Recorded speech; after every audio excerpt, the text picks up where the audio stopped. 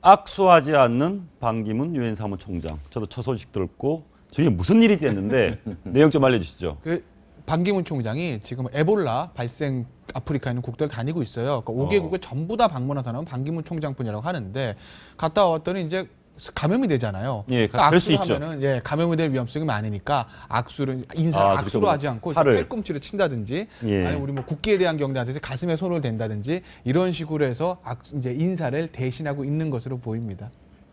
반기문 장관, 총장이죠. 총장도 그러면 3주 동안 의료진의 일종의 관찰을 받아야 됩니까? 아니, 원래는 이제 그렇게들 많이 하죠. 근데 이제 반기문 총장한테도 그 의료진들이나 주변 수행하는 팀들이 5개국 다 다녀오셨으니까 다른 의사들처럼 3주 정도 쉬시죠라고 했더니 그러지 않겠다고. 그래도 나는 내 할 일 한다. 라고 해서 3주 휴식의 권유를 일축하시고 또 본격적인 일을 하신다고 그렇게 손녀가 찾아왔는데 손녀를 안아주지도 못했다. 그런 얘기도 있고요. 뭐 입맞춤이나 뭐 이제 몸을 접촉을 하면 감염 우려가 있으니까 그랬는데 그 업무는 뭐 21일간 재택근무를 주변에서 청했는데 지금 김 변호사님 말씀하신 것처럼 거기에 다녀온 다른 의료진들이나 자원봉사자들이 자칫 3주 동안 아무것도 못 할 수 있지 않냐, 내가 그렇게 하면. 그래서 이제 일을 하겠다고 그러셨는데 그래도 매일 하루에 2번씩 계속 온도하고 체온하고 이런 것들을 갖다가 보고하고 있다고 그러더라고요. 그래서 반기문 총장이 악수하지 않는다는 게 뉴스가 될 정도로 차기 대권 후보 국민적 관심이 많습니다. 반기문 현상 어떻게 보십니까? 아니 안철수 현상도 있었고 현상이 있는데 어쨌든 최근 이제 새 여론조사를 보면 반기문 빼고 하면 재미가 없을 정도로 도토리 키재기라 그러죠. 근데 소장님께서 늘 반기문 총장을 신선들이 모여 있는 당의 당수라고 그러셨잖아요. 그렇죠. 그러니까 지금은 이제 이 한국 만약에 정치를 하겠다, 대선 출마를 하겠다 해서 한국 정치 현실에 발을 딛는 순간에 저 얘기는 좀 사라지겠죠. 저는 거품일 가능성이 상당히 크다. 저 얘기는 어떻게 해석해야 되느냐면 누구나 하는 얘기지만 역시 이제 현실 정치에 대한 불만, 국민들의 불만이 안철수를 통해서 투사됐다가 이제 안철수 의원의 현실 정치력을 보고 이제 반기문 쪽으로 옮겨가는 게 아닌가. 거기다가 이제 저런 뉴스들은 그야말로 선한 이미지잖아요.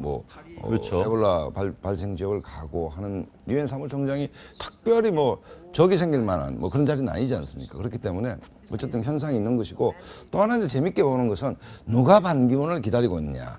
이제 이건데 이른바 이제 친박, 비노. 진영이 지난번에 한 번씩 띄웠죠. 그렇기 때문에 어떤 정치 계파에서 뚜렷한 차기가 없는 정치 세력들이 좀 반기문에 기대는 경향이 있다. 이렇게 이해하면 됩니다. 심지어는 박근혜 대통령이 김무성보다는 반기문 쪽 아니냐는 얘기도 있습니다.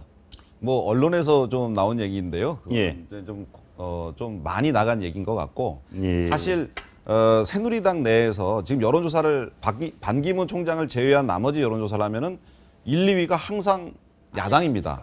박원순, 문재인, 박원순. 그 다음에 우리 김무성 대표나 이제 김문수 전 지사가 이렇게 이름이 오르락내리락 하는데 이런 상황에서 상당히 부담스럽죠. 여당에서는 인물난 때문에 좀 박원순, 문재인을 넘어설 수 있는 인물이 없느냐. 그러다 보니까 이제 반기문 총장을 자꾸 염두에 두는 것 같은데 사실 반기문 총장의 작년 한 해 일정을 봤더니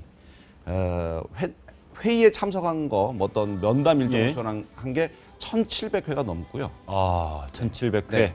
아주 살인적인 일정을 소화한 거죠. 그리고 정상들하고 통화한 것만 작년 안에 420회랍니다.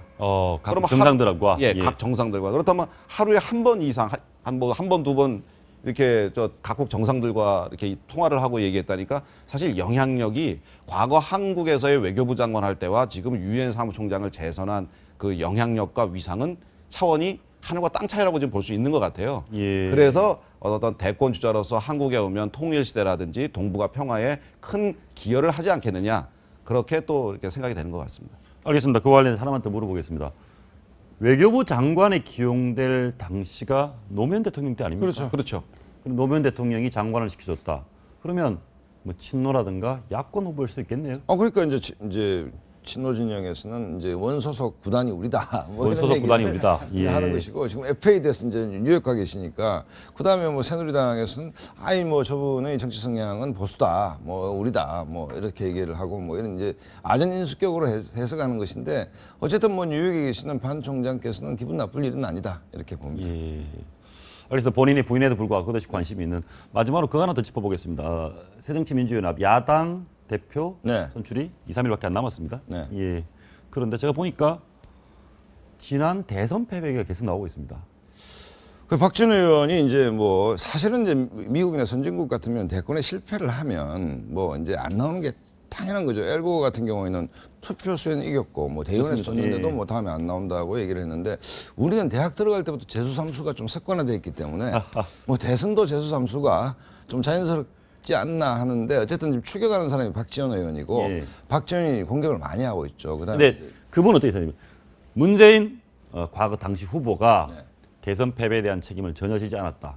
패배도 안 지고 또 당권 대권 넘보냐라는 비판 합리적입니까? 뭐 설득력이 있다고 봅니다. 다만 그 당시의 원내대표가 박지원 의원이었습니다. 아. 그렇기 때문에 대선 패배 책임을 굳이 따진다면 큰 책임은 문재인 의원한테 있지만 그 당시 원내 그 전략을 총지휘하던 박지원 의원 당신은 없냐 그러면 뭐 그렇게 한다면 뭐 결론은 그럼 이번에 어쨌든 문재인이 되는 겁니까? 지금 뭐 전국적인 진지도 면에서 상당히 뭐 여론조사 같은 걸 해보면은 문재인 후보가 박지원 후보보다는 좀 앞서 있다.